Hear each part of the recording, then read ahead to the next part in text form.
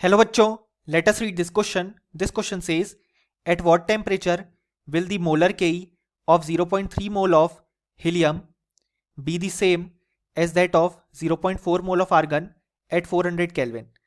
और हमारे ऑप्शंस हैं option A 400 kelvin, option B 800 kelvin, option C 500 kelvin और ऑप्शन डी 700 केल्विन. सो यहाँ पे हमसे कहा गया है कि कौन से टेम्परेचर पे molar K of 0.3 mole of helium same होगी as that of 0.4 mole of argon at 400 kelvin.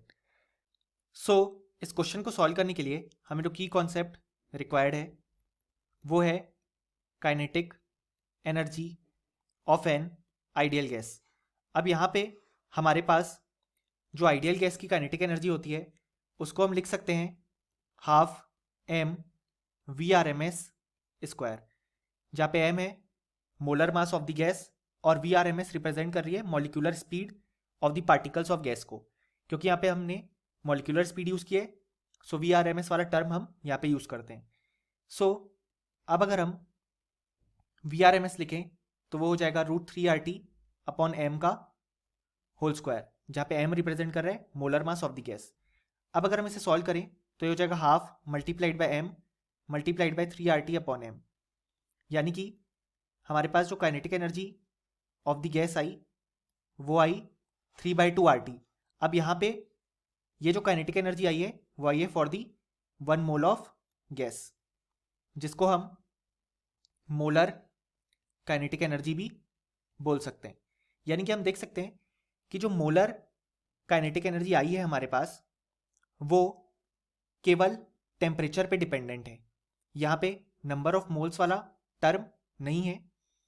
और बेसिकली हमें जानते भी हैं कि हमारे पास जो गैस की एनर्जी होती है जो कि in the form of kinetic energy होती है, क्योंकि एक आइडियल गैस के लिए जो पोटेंशियल एनर्जी होती है वो ज़ीरो होती है, इसलिए जो ओवरऑल एनर्जी है वो काइनेटिक एनर्जी के फॉर्मेट में होती है.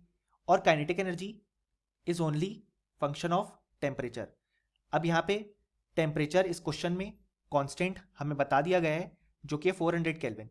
सो अब अमाउंट डिपेंड नहीं करती, ना ही गैस डिपेंड करती है, बस हमारे लिए टेम्परेचर डिपेंड करता है जो कि कांस्टेंट है.